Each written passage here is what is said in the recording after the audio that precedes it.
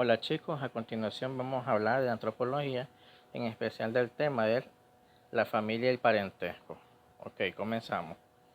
Exactamente, parentesco es una construcción social que se utiliza para señalar parientes de diferentes orígenes en una lengua en particular. Eso es lo que dicen algunos expertos. Pero usualmente se refiere a parentesco a las relaciones generacionales, es decir, ¿qué relaciones tienen los individuos de la misma generación o diferentes generaciones que vienen siguiendo una línea temporal en una población? ¿Estamos claros? Por lo tanto, el sistema de parentesco va a cumplir siempre un rol fundamental en la regulación de las relaciones interpersonales y en la organización de la política de las culturas. Porque recuerden muy bien que antes existía en nuestros pueblos lo que era la gerontocracia, donde el poder era ejecutado por las personas más viejas o más ancianas de la población, ¿verdad?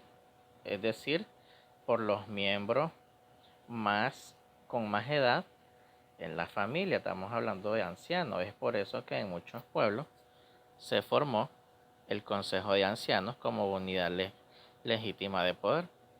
Aquí en nuestro país, Nicaragua, hay algunas poblaciones donde el Consejo de Ancianos todavía tiene poder. Por ejemplo, Monimbo, ¿ya? Sutiaba. ¿Estamos bien? Entonces, para que vean cómo la genealogía define la estructura social de una cultura. ¿Ok? Sigamos. Eso nos lleva a hablar de un poquito de tipos de familia. Existen dos tipos de familia en especial. La familia nuclear, la familia extensa y los grupos de filiación. La familia nuclear es aquella que está formada solo por padre, madre e hijo. O sea que en la casa, en esa familia, solo está el papá, la mamá y los hijos. Ahí no se incluyen primos, nietos, bisnietos, no se incluyen entenados, ni hermanos, ni sobrinos, ni nada. Solo se incluye en esa familia padre, madre, hijo. ¿Ok? Y tienen que vivir en el mismo lugar, el papá, la mamá y los hijos, más nadie. Pero familia extensa es cuando el grupo está integrado por individuos que reivindican una ascendencia en común, o sea, son unidades básicas en la organización social.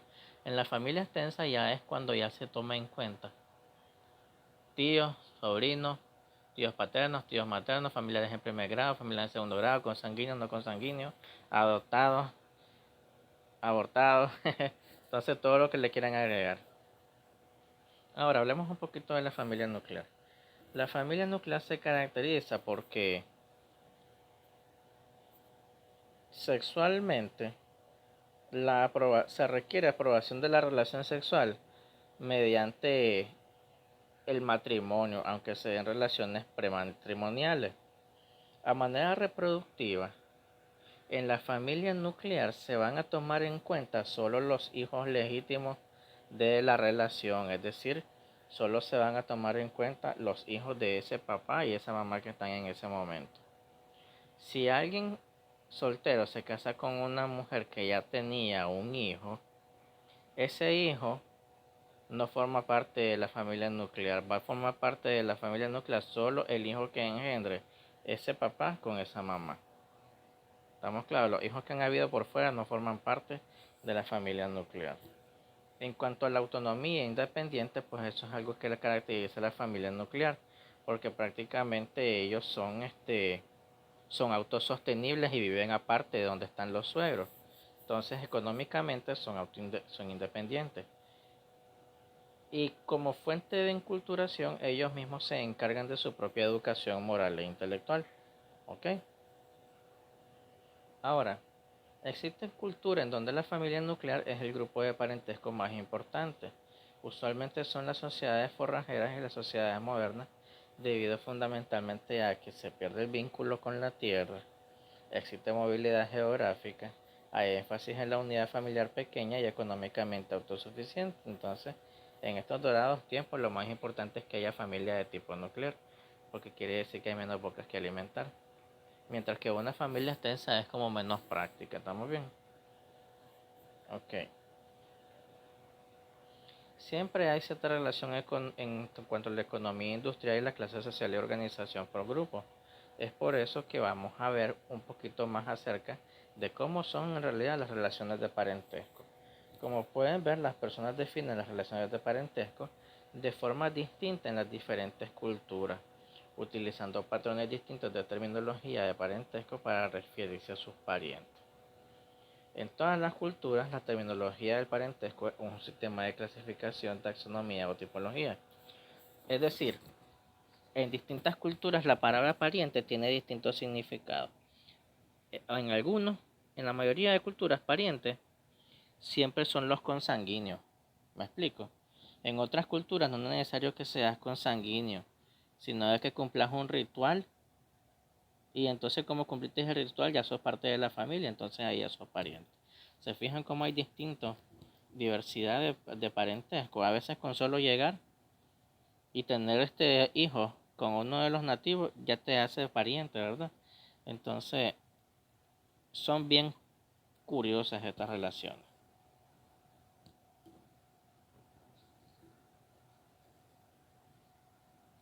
Sin embargo, no es un sistema desarrollado por los antropólogos, por el contrario, es una taxonomía nativa.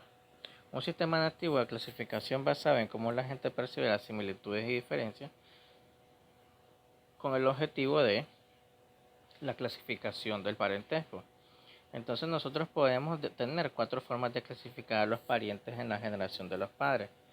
Puede haber parentesco lineal, difusión bifurcada, generacional o clasificación de generación colateral bifurcada. Ya vamos a hablar de cada uno de ellos. Entonces podemos hablar primero de pariente lineal. El pariente lineal es cuando el parentesco se va heredando. Hay una línea de ascendencia y descendencia. Por lo tanto, los miembros nuevos que van surgiendo en una familia van en línea recta. Como por ejemplo, son parientes lineales, padres, abuelos, bisabuelos y también nietos y bisnietos, es decir, todo va en línea recta. O sea que si hubo un Fausto primero y luego hay un Fausto segundo, después hay un Fausto tercero y después Fausto cuarto, Fausto quinto, al final todo eso es un pariente lineal. ¿Estamos claros? Porque ven la misma línea de descendencia. Pero son parientes colaterales, aquellos restantes que ya son como un anexo, por ejemplo, hermanos biológicos, sobrinos y sobrinas, tíos en primer grado, tíos en segundo grado. Pero algunos se llaman parientes afines porque no tienen ningún lazo de consanguinidad, sino que el único vínculo que tienen con la familia es la del matrimonio. Por ejemplo, el hermano del esposo, o sea, el cuñado, o el marido de la hermana, o sea, el cuñado, o la cuñada, el entenado, el adoptado, el hijo de la cuñada, que no tiene que ver nada con la familia, entonces a medias viene siendo como un primo de tercer grado si le quieren sacar parentesco, entonces todos esos son parientes afines. El parentesco de bifurcación difundida se usa más que todo en sociedades con reglas de filiación unilineal y usualmente de residencia postmarital unilocal, es decir, que viven en el mismo lugar. ¿Estamos claros? Primero tiene que haber una línea de ascendencia y asentados en un solo lugar. ¿Estamos claros?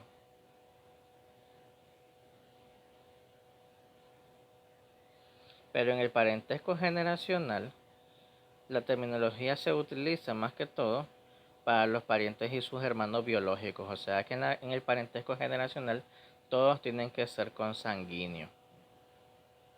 O sea, pues lo más aceptable es miembro varón y miembro mujer. ¿Estamos claros?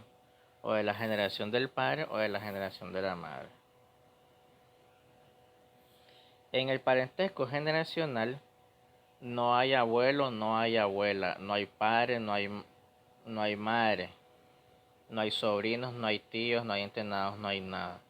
Solo se habla padre, hermano del padre o padre del padre. En el caso de la madre, madre, padre de la madre, hermano de la madre. Ya saben, sin ponerle ningún epónimo, todo bien seco. En los de bifurcación colateral, casi no vamos a hablar mucho de eso porque usualmente se modifican con cada cultura y entonces nunca están definidos cuáles son las terminologías de parentesco de bifurcación colateral. Pero vamos a hablar un poquito de la familia. La familia se define, ¿verdad? Etimológicamente como por el latín frames, que significa hambre, y familus, que significa sirviente, porque usualmente se referían al grupo conformado por criados y esclavos que tenía un solo mismo hombre de una propiedad. Pero más o menos tenemos en cuenta que el término familia tiene su historia. En especial, pues, en las zonas de Europa Occidental en el siglo X, quien involucraba, ¿verdad?, a las parejas y a los miembros de las parejas. Entonces,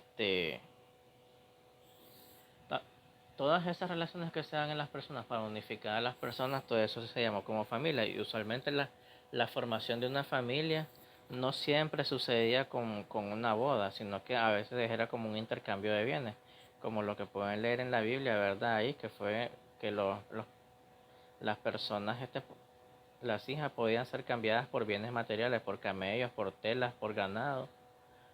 Pero ellas, a medida que se fue formando el Imperio Romano, ellos fueron los primeros que avanzaron en derecho, definiendo cuáles son las leyes y las regulaciones para formar una familia y para disolverla.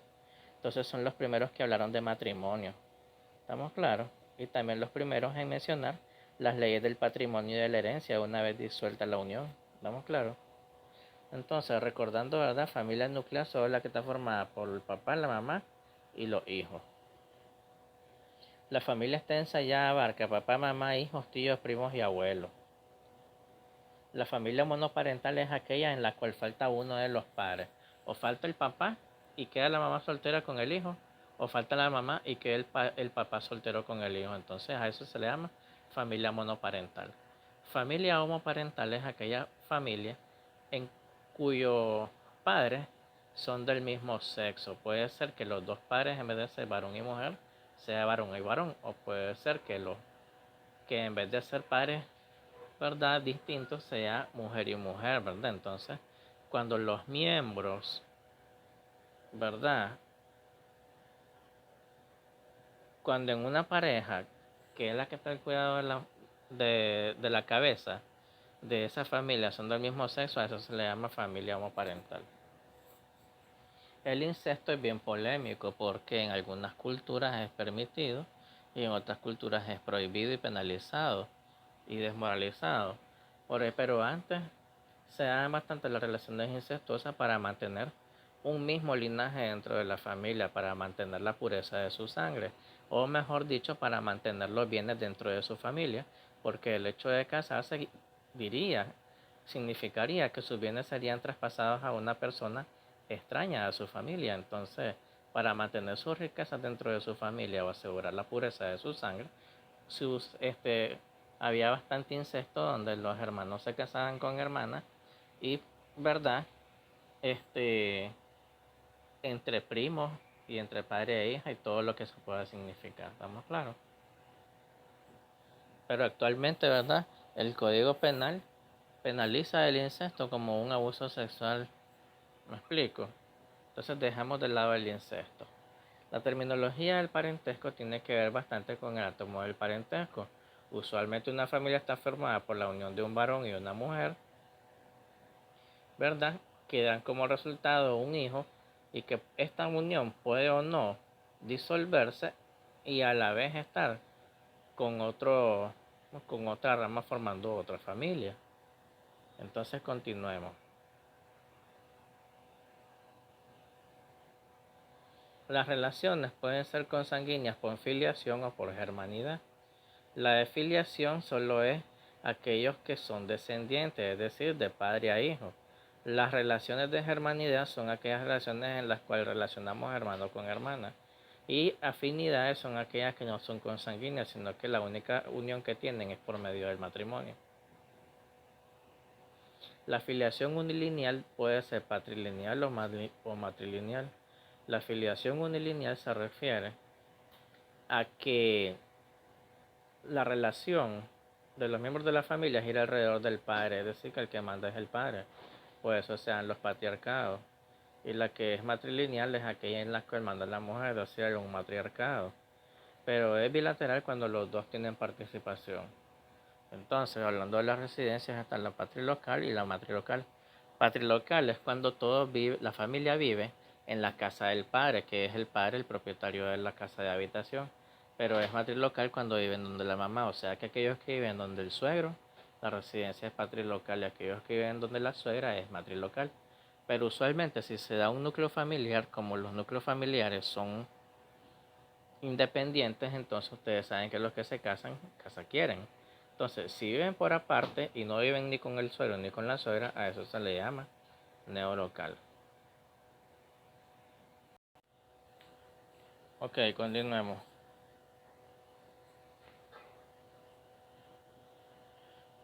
Los sistemas de denominaciones siguen dos términos. Tenemos los términos descriptivos y los términos clasificatorios. Los términos descriptivos ponen en evidencia los eslabones que unen al yo con el alter. ¿Estamos claros? Es decir, que unen al miembro de la familia con los otros miembros de la familia.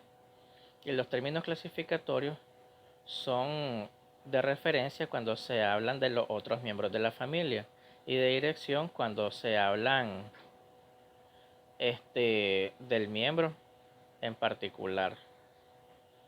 Veamos algún glosario de términos que tenemos listos para ustedes. Se habla de linaje cuando la filiación unilineal que desciende de un antepasado común conocido va dejando descendencia lineal. Es decir, que todo gira alrededor de un antepasado conocido o importante. Se habla de clan cuando un supuesto grupo de filiación unilineal, es decir, una familia, desciende de un antepasado mítico o legendario, como lo que sucede en los animes. Se llama mitad a cada una de las partes de una sociedad dividida en dos grupos. Se llama Sib cuando dos o más linajes se encuentran relacionados por un antepasado mítico en común. Es decir, cuando dos clanes tienen un antepasado en común. Se llama fratría cuando dos o más Sib reconocen un lazo de parentesco unilineal puro o consanguíneo. Es decir, que varias personas descienden de un solo antepasado. Es decir, eso que les acabo de explicar. Familia de orientación es en la que nació una persona. Familia de procreación es la que esa persona genera descendencia. Es decir, mis padres son mi familia de orientación, pero mi familia de procreación es la familia que yo formé, es decir, la que formé con mi pareja y mis hijos, ¿ya? Pero si hablo de mis padres se llama familia de orientación, pero si habla de la familia que yo formé, se llama familia de procreación. Levirato es cuando cuando en viuda se casa con el hermano de su difunto esposa, eso sucede bastante en la Biblia. Pero zoroato es al revés, cuando el viudo se casa con la hermana de la difunta, ¿estamos claros? Entonces, cuando la viuda se casa con el cuñado se llama levirato. Cuando el viudo se casa con la cuñada se llama sororato. Sibling es cuando son hijos de los mismos padres. ¿Ya? Primos cruzados son cuando los hijos de los siblings tienen distintos sexos. Es decir, que una pareja tuvo 3 hijos y que los 3 hijos son de distintos sexos. Es decir, un varón y 2 mujeres, 2 varones y una mujer. Y así viceversa. Pero son paralelos cuando todos los hijos son del mismo sexo. O sea, que solo tuvo niños o solo tuvo niñas. Y hablemos un poquito de los signos para poder construir nosotros nuestro árbol genealógico usando, ¿verdad?, los signos antropológicos. Y de eso consiste el ejercicio. Vean, se usa un cuadrito o un diamante cuando hablamos de estados intersexuales donde no se sabe si es varón o mujer biológicamente porque nace con los dos sexos. Se pone un círculo cuando se trata de una mujer o el círculo se rellena cuando biológicamente no es una mujer. Estamos claros, sino que es alguien que se siente mujer o que está jugando un rol de mujer. Entonces, se pone un triángulo vacío cuando es varón o se pone un triángulo rellenado cuando es una persona que se siente ego varón. Entonces, un palito vertical significa descendencia. Un palito horizontal es unión. O sea que si tenemos dos simbolitos unidos por una raya, eso significa que son hermanos. ¿Ya? Pero si dos símbolos se encuentran unidos por dos rayas, es decir, un signo de igual, entonces eso se llama matrimonio. Y cuando el signo de igual está tachado, a eso se le llama divorcio. ¿Estamos claros? Entonces, tenemos, si es con una raya son hermanos, si son dos rayas es matrimonio, si está cruzado es divorcio. Con las uniones, si dos símbolos están unidos por un corchete cerrado, eso quiere decir que se casaron por civil y por la iglesia. Si el corchete no está dibujado y solo están los dos símbolos, sin el corchete, quiere decir que se casaron solo por civil. Es decir, si no hay corchete, solo se casaron por el civil. Si solo se casaron por la iglesia, solo los dos palitos verticales van a estar dibujados y la línea horizontal va a estar punteada. Pero si solo están arrejuntados, las líneas verticales son las que van a estar punteadas y la horizontal es la que va a estar sólida. Si hay hijos adoptivos de por medio, entonces todito el corchete es el que va a estar punteado. ¿Para qué nos puede servir el uso del método genealógico? Para recomponer el sistema de parentesco, para conocer las leyes que regulan el matrimonio, para estudiar los movimientos migratorios, para estudios demográficos, para hacer la historia oral, para estudios lingüísticos y para entender todo el concepto de magia y religión que circunda una cultura. Para hacer una buena genealogía, tenemos que registrar muy bien a los términos nativos, incluyendo información adicional, efectuar entrevistas genealógicas, registrar a todos los parientes vivos y muertos y todos los matrimonios y prestar atención a los sobrenombres, tabúes, términos de dirección, referencias, descriptivos, clasificatorios y todo. Y al final registrar todo en una sola línea de diagrama. ¿Ya? ¿Estamos claros, chicos? Entonces, ¿cuál va a ser el resultado? Que se nos va a formar un diagrama en forma de árbol, por eso se le llama árbol genealógico. ¿Estamos bien? Continuemos.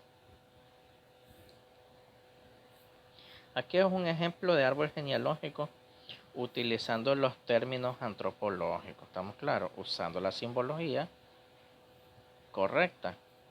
Entonces, mire, comencemos a interpretarlo. Aquí tenemos un varón y una mujer biológica. ¿Por qué? Porque están vacíos los símbolos. También nos fijamos que esta pareja se casó. ¿Cómo se casó? Se casó por civil y por la iglesia. ¿Estamos claros? Porque está todo el corchete lleno. De ese matrimonio por civil y por la iglesia nació un varón biológico. Luego de eso se deshizo la relación y entonces hubo un divorcio. Más tarde este hijo varón se casó con una mujer biológica. Pero da la casualidad que ya aquí no hay corchete. ¿Por qué? Porque parece que solo se casaron por el civil. ¿Y cómo sabemos que se casaron? Porque está el signo de igual. De ese matrimonio por civil nació un varón, es decir, nació un trans, que puede ser una mujer que se siente varón. Por eso sale tachado en negro, es decir, ahí tenemos a un transgénero. ¿Estamos bien? Ahora, miremos ahora del lado materno. Del lado materno hubo un matrimonio, ¿verdad? Que podemos ver aquí en la parte superior entre un varón biológico y una mujer biológica. Casados por civil y por la iglesia porque está el corchete entero. De ese matrimonio surgieron 3 hijos. Una mujer biológica, un varón biológico y otro varón biológico. La mujer biológica fue la que se casó con el papa, que era un origen al trans. Del varón biológico se casó con una mujer biológica, pero solo por el civil, porque no está el corchete abajo. Y de eso dieron descendencia a una mujer biológica que más tarde llevó al divorcio. Y por el otro lado, el otro hijo varón se casó solamente por el civil con una mujer biológica y dio como descendencia a 2 hijos, un varón y una mujer biológica. ¿Se fijan cómo lo describimos? Interesante. Y así pues les va a tocar a ustedes hacer su árbol genealógico usando los símbolos que tenemos aquí explicados. ¿Oyeron? Eso era todo, chicos, espero lo hayan disfrutado.